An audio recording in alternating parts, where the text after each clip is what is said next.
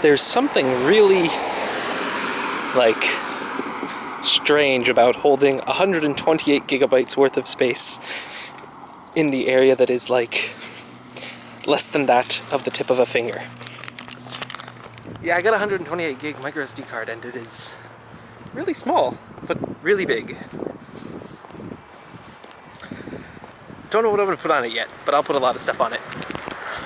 I still cannot get over just how tiny this is. Like, it's so minuscule, but it's time to replace them. So here's the old dead one that I don't really care about that much anymore.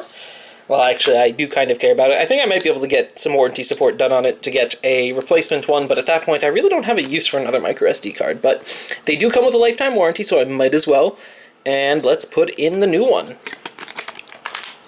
So now that we have the new one in here, enter pin, so you guys can't see it, gotta do it off screen. Hit that OK button, so now we're here. 26 gigs total out of 32. Let's set this one up right here. And so normally I have it set up as portable storage, and that's what has been like in Android for a really long time, where the SD card was just an extension. It was just extra space that you could dump stuff on, but you couldn't run applications and stuff on it. But ever since the newest version of Android, they added a use as internal storage option, which lets you basically treat it as just extra space that the phone can use for anything instead of just general storage. So I'm going to try this out. I have not used it before, and I'm hoping that I don't regret doing this, because I might actually need to erase this card at a later point whenever I upgrade this phone, which actually isn't super far off. It isn't like super far off. So let's do this. Erase and format. This will probably take a little while since this SD card is just absolutely gigantic. But yeah, it's crazy. Like, I remember when I first got this 64 gig one. I got this thing 3 years ago now. I thought it was pretty darn gigantic, but by that point I had like SSDs the size of this micro SD card. I knew what large amounts of storage was like, but there's just something about having 128 gigabytes, passing the 100 gigabyte mark in your phone. And actually, technically, I mean, if you don't count all the lost space from storing stuff, or formatting stuff, I have 160 gigabytes on this phone, which is just a crazy amount of space. Like, dang, that is a lot of space. It's nice having that much space on my phone, because before I was sort of running out of space on here. Not really, I mean, just a little bit, but it wasn't too bad. But now I won't be running out of space. In other news, I finished that exam that I was talking about. I don't know if I talked about this today. I think I just started the vlog while I was walking back from class, but just finished the exam. Feel like I did pretty well on it. We'll see. Like, there were 2 questions that were worth 15 points each, and I decided, I didn't know how to do them, but then I just like worked through it slowly, and I think I was able to get them entirely right, which, if that was the case, that's pretty darn fantastic. And uh-oh, SD card unsupported. Okay, so I just plugged it into my desktop and then instead of in my phone, and 16 megabytes? Uh-oh.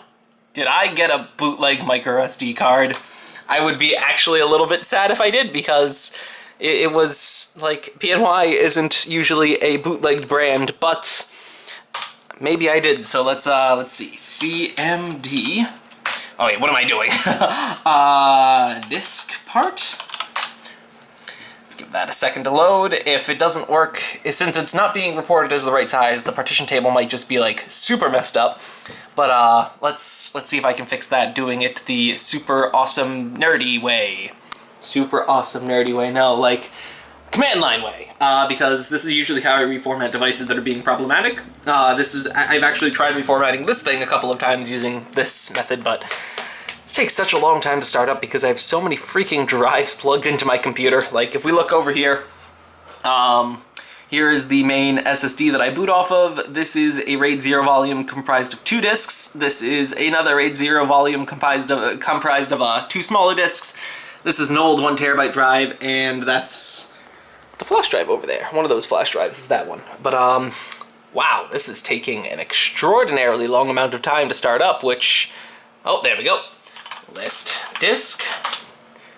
And disk 7 looks like that is the right one, so select disk 7 and clean. And then do it again because I usually have to run it twice in order for it to work. Format fs equals exFAT quick. Oh, I might need to, let's try that again. Create partition primary. It's so hard typing with one hand. Now we should be able to do that, and that should go fast. And now we have the exFAT volume that is 118 gigabytes large. Wow, that's as big as the SSD inside of the server laptop. That's almost as big as the hard drive that's in this desktop, in the second desktop, which is only a 160 gig drive. My phone has as much space total as my entire secondary desktop does. Well, at least now I know that it works. I guess to test this out, I need just like a random big file that I can transfer just to make sure that things are working. I think if we just go over to everything video, nope, not that one. Let's go to, do I not have any footage? I don't have any footage. I'll just take the entire vlog folder and drag and drop it over here and see what kind of transfers we get. About 20 megabytes per second. Oh, no. 13, 12, 11. Okay, yeah, about 14 or so megabytes per second for transfers, which isn't that fast, but honestly, it's mainly going to be used for storage, like photos, music, and all of that stuff. So write speeds don't really matter, and I don't really care about the read speeds, but I was able to format it, so that's good. Let's, it's really hard to do from over here. Grab this guy again, and slide it back into the phone. Maybe I won't be able to use it as adoptable storage, and if that's the case, then I would be a little sad. And oh, this thing is really hard to remove. Okay, so plug this guy back in. Doing this requires two hands, so I can't hold the vlog camera as I do it. But, oh, password, and there we go. So hopefully this time it'll work. Hopefully. Internal storage, next. Erase and format. And this takes a long time. So I've gotten this to work, and I've moved a bunch of stuff onto the SD card already. So far it's taken about 38 gigabytes of abuse, and it has not quit yet. So, might be a good one. Unfortunately, I think there's an issue with the formatting thing built into this specific release of whatever OS I'm currently running on here. And as a result, I can't actually format the SD card while it's in the phone. I just formatted it in the computer and then copied it over, and it worked perfectly fine. So yeah, I transferred a bunch of stuff over, and now it's working. So that's good. Took a long time to move all that, though. Obviously, it takes a while to move almost 40 gigs of stuff to something that isn't very fast, but while I was waiting, I made myself a cup of coffee, and I need all the coffee in the world. Coffee's so good. I'm gonna record some stuff in a bit. I haven't recorded stuff in a while, but now that, like, not so much exams are over, actually, they're over for like 3 whole weeks where I don't have to worry about exams. But now that this crazy week is over, well, it's not over yet. I still have a project due today, and no, 2 things due tomorrow. 2 large things due tomorrow, which I'll get started on. Actually, I'm already most of the way done with one of them, and the other one won't take that long. But I've been working on those. Let's see. But yeah, I haven't recorded some stuff in a while, but I've been setting up OBS, and recently I've made a couple of smallish changes to the way I have everything set up. If I were to grab this. So,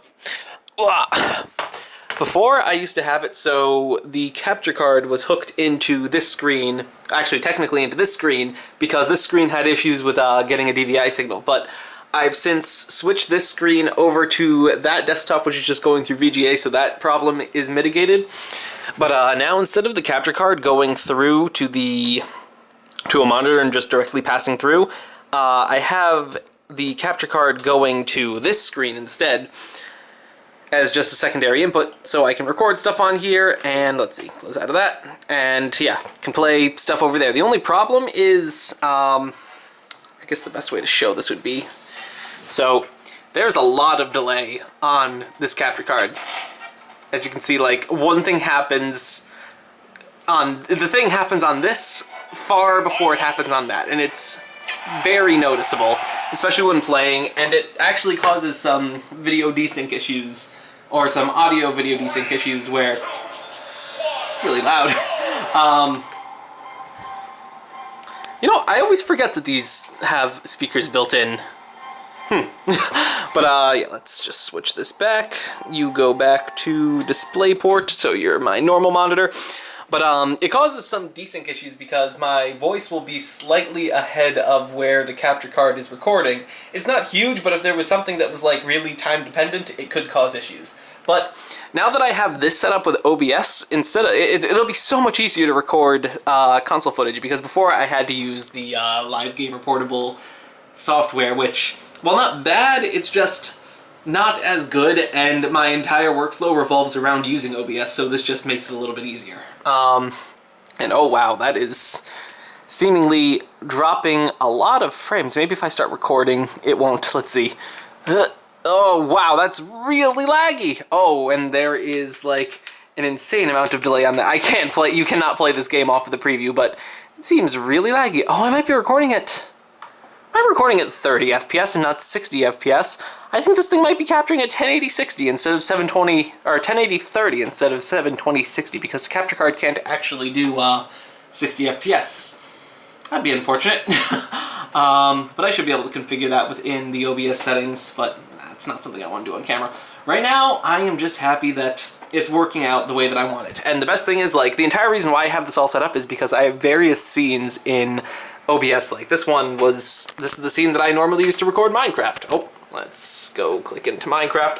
Gotta like switch between two hands. Maybe if I took this and put this over here, it'd be easier to use. So right here is just Minecraft. Yay! And I can switch through a bunch of things. If I had Visual Boy Advanced open, this would be what I'd use to record something like Pokemon Emerald. This is the scene that I had for Stardew Valley. Here's just a random one that I had for streaming. And yeah, it's just all a bunch of really useful stuff, but the capture card one in particular is actually super nice. But yeah, unfortunately it doesn't capture at 60 FPS at 1080p. Need a better capture card for that, but not something I need to worry about now. But yeah, I need to drink this coffee because I am dead tired, and after I drink that coffee, I will record some stuff. See you guys in a bit. Ending off the day with a little bit of Japanese homework. Not as bad as the other day when I had like 5 sheets, but still Japanese homework. It's also like 4 a.m. We've been up for a while. But yeah, today's coming to a close, and I'm about to head off to sleep, so I guess I should end off the vlog for the day. I do hope that you guys enjoyed today's video. Still don't have an outro. I think, like, years from now, I'm still not going to have a proper outro, but that's okay. Who needs an outro? But, yeah, I'm going to go to sleep now, so I'll see you guys tomorrow.